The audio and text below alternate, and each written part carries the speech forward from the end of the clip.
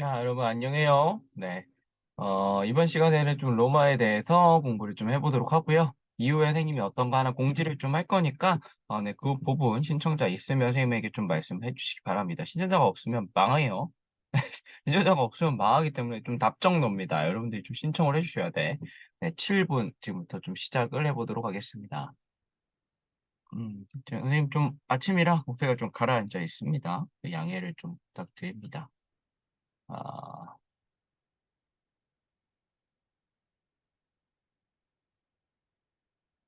네, 로마죠. 네.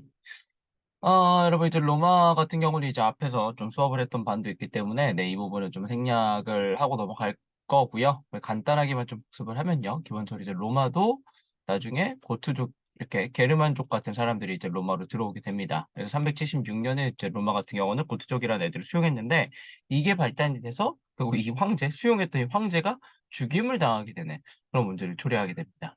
아무리 봐도 옆모습이 우리 성현이 닮은 것 같아요. 네, 하여튼 네, 이런 모습들이 나중에 이제 유럽에 이제 난민들이 들어가는 모습이랑 닮았는데 과연 난민을 받아들이는 게 현명한지 아니면 난민을 퇴출하는 게 맞는 건지 뭐 이 부분에 관련해서 우리 같이 좀 이야기를 나눠보는 시간이 있을 겁니다. 네. 네, 로마 늑대에서 태어났다 말씀드렸고, 이제 공화정에 대해서 말씀을 드렸습니다. 여러분, 로마 공화정 같은 경우는 기본적으로, 기존의 로마는 왕정이라는 체제로 유지가 됐었습니다. 하지만 이 왕이 너무 포악하고 권력을 너무 많이 휘두르니까 왕을 없애버리자라는 이제 생각을 가지게 되죠. 네, 그러면서 왕이 존재하지 않는 체제로 넘어가게 되고요. 이 이후에는 공화정이라는 체제로 이어지게 됩니다. 그러니까 여러분 우리 그 노래 있잖아요. 대한민국은 민주공화국이다. 뭐 헌법에도 있고 기본적으로 민주 그리고 다시 한번 말씀드리면 공화정. 네, 이게 민주공화정이 우리나라의 특징이라고 할 수 있어요. 우리나라의 정치적인 특성이라고 할 수 있는데 민주는 우리 앞서서 어디서 배웠어요? 그리스에서 배웠죠. 네, 이 공화정은 그리고 로마에서 이것을 배우는 겁니다. 그래서 우리가 왜 그리스랑 로마의 좀 정치에 대해서 우리가 깊게 배웠느냐, 앞서 뭐 페르시아나 이런 거에 비해서 바로 우리의 지금 정치 체제를 정치적인 특성을 규정하는 게 그리스랑 로마에서 나왔기 때문입니다. 그 뿌리를 찾아가는 것이죠. 네. 먼저 이제 그리스 민주라는 거는 사람들이 직접 주인이 되어서 권리 행사도 하고 투표도 하고 그런 모습들에서 우리가 확인해 볼 수 있고요. 공화정이라는 거는 다른 게 아니에요. 우리 앞서서 왕이 권력을 너무 많이 가져가지고 문제가 됐죠. 그러니까 이 권력을 쪼개자는 거예요.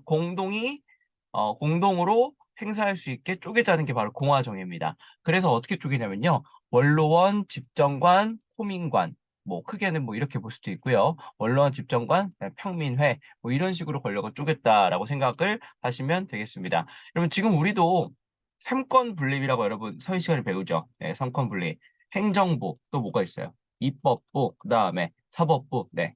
입법부는 법을 제정하고요. 행정부는 법을 집행하고요. 사법부는 법을 제대로 집행했는지를 일단 판결하는 그런 역할을 하죠. 네. 이 세 가지가 서로의 권력을 나눴다 그래서 삼권, 세 명의 권력을 분립했다. 라고 보통 이야기를 합니다. 로마도 똑같아요. 우리가 바로 그 로마의 체제를 따왔기 때문이죠. 기본적으로 여러분 집정관이라는 사람이 있습니다. 집정관은 정치를 나서서 집착하는 사람, 뭐 이렇게 생각해도 크게 문제는 없을 거예요. 네. 바로 이 사람은 기존의 왕을 대체했던 거고 지금의 대통령 같은 인물이라고 생각하면 됩니다. 임기는 훨씬 짧아요. 임기 1년이고 이 집정관 내에서도 서로 권력이 한쪽으로만 쏠리면 안 되니까 두 명으로 나눠버렸습니다. 네, 그래서 집정관이 있고요. 네, 원로원이라는 일종의 지금으로 치면 국회 같은 기관이 있는 거예요. 근데 여기는 나이가 좀 지긋하신 원로분들이 오셔가지고 했죠. 임기는 종신이래요. 이게 좀 문제가 있죠. 로마는 좀 원로원의 권력이 좀 강했다라는 특징이 있습니다. 그리고 이제 평민이라는 게 있는데요. 이제 이 원로원은 주로 이제 귀족들이 이제 참여를 했다 그러면 평민이 참여하는 평민회, 평민의회 같은 게 있고요. 이 평민회는 호민관이라는 직책을 둬서 이 원로원과 집정관이 정치를 잘하나 감시를 했죠. 일종의 사법부로서의 역할을 했다라고 생각을 하면 되겠습니다.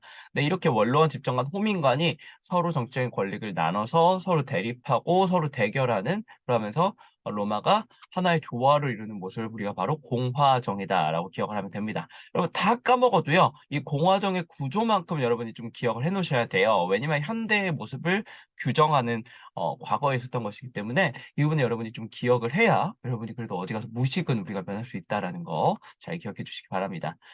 이제 로마는 이런 식으로 이제 점점 이제 성장을 해가고 공화정으로서 굉장히 많이 발전을 하게 됩니다.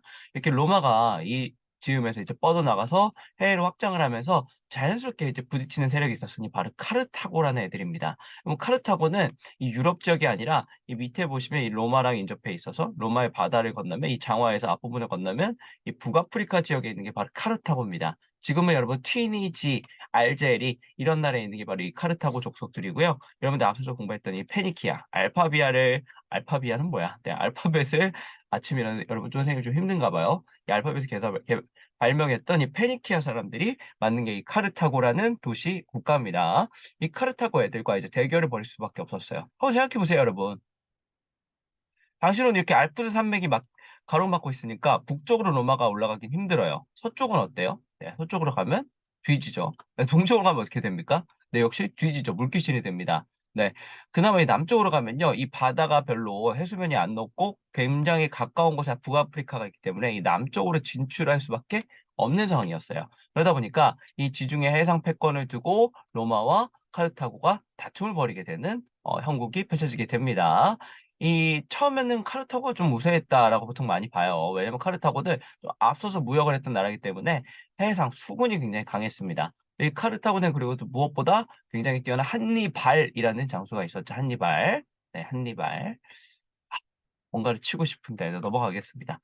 하지만 이 로마는요, 먼저 육군이 강세였고요. 나중에 이 한니발의 여러 가지 전술들을 따와가지고 결국 카르타고군을 괴멸을 하게 됩니다. 근데 여기도 좀 재미난 이야기들이 있는 게 자료가 있을 것 같은데 없군요. 네, 이 한니발 같은 경우가 원래 이 북아프리카에 있다가 군대를 이끌고 이 로마로 쳐들어가고 싶어요. 근데 이미 로마가 여러분 생각해봐. 한니발이 쳐들어올 걸 로마가 다 알죠. 그럼 로마는 어디서 대비하고 있을까요?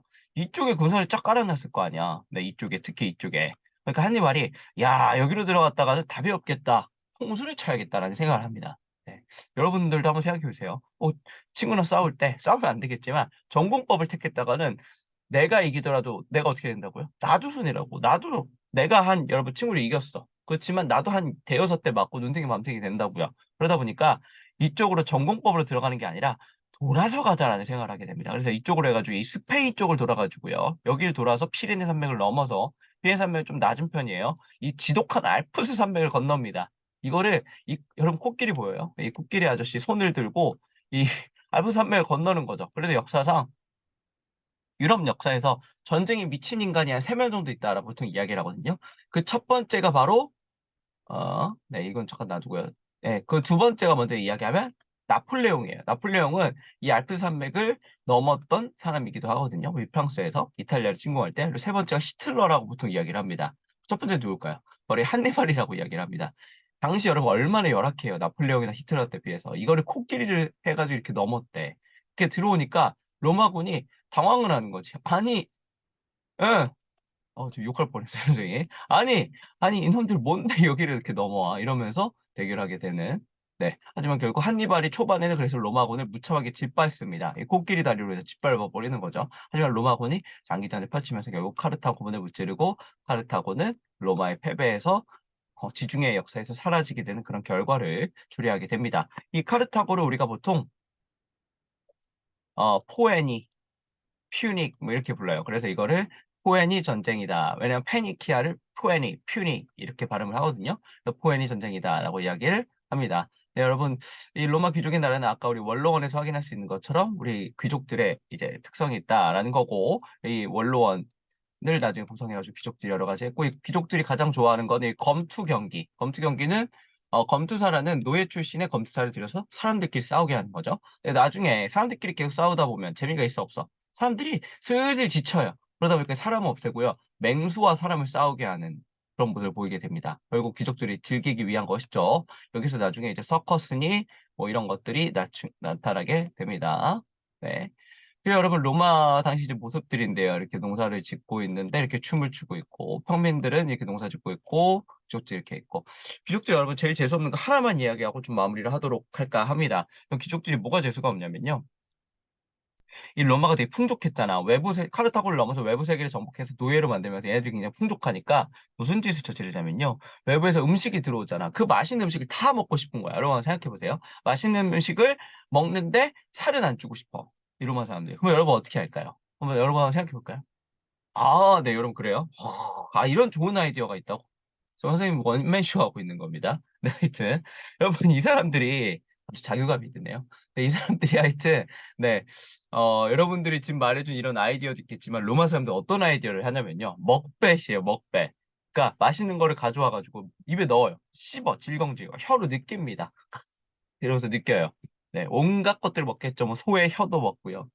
소의 혀를 사람이 혀로 이렇게 냄새를 맛을 맡으면 어우 되게 이상하겠네요. 키스도 아니고. 네, 하여튼 여러 가지들이 있는데 이렇게 맛있는 것들을 먹고 그거를 이제 내뱉고 그러면 이제 먹을 때는 그냥 맛만 느끼는 거고 이렇게 내뱉어 버리니까 칼로리는 흡수 안 하잖아요. 네, 그런 식으로 로마 사람들이 굉장히 사치스러운 삶을 살았다. 로마의 모든 사람들이 그런 게 아니라 로마의 귀족들이 특히 이게 나중에 로마가 멸망하는 하나의 계기가 되게 됩니다. 네, 여러분 일단은 여기까지 하고요. 이제 좀 뭘 이야기할 거냐면 이거 이제 좀 넘어가서 우리가 그 로마의 삼두 정치라는 이제 시대에 대해서 좀 공부를 해볼 겁니다. 그걸 다루면서 좀 이거 투표를 할 거예요. 세 명의 인물 중에 과연 누구를 뽑을 것이냐 이거에 대해서 투표를 할 건데 이 투표를 하기 위해서는 좀 연설을 해줄 친구가 필요합니다. 그래서 각 반마다 좀 세 명 정도 좀 선생님 전 자신감 있게 좀 말을 하는데 크게 문제가 없어요. 라는 친구가 있을 겁니다. 이 친구들에게 좀 부탁을 해볼게요. 그래서 혹시라도 지원자가 있는 경우는 선생님 그 개인 오픈 톡방으로 지원을 좀 해주시기 바랍니다. 좀 없는 경우 선생님이 개인적으로 좀 접촉을 해가지고 부탁을 좀 드리도록 하겠습니다. 왜냐면 이거는 활동 진행하는데 굉장히 좀 재미있기 때문에 여러분 민주시민교육과 연결해서 이런 사람을 투표해야 되는구나, 이런 사람을 뽑으면 안 되는구나라는 부분들 여러분이 생각해 볼 수 있으면 좋을 것 같습니다. 자, 여러분 선생님이 지금 좀 얼굴이 네, 좀 맛이 갔죠. 네, 여러분 안녕. 네.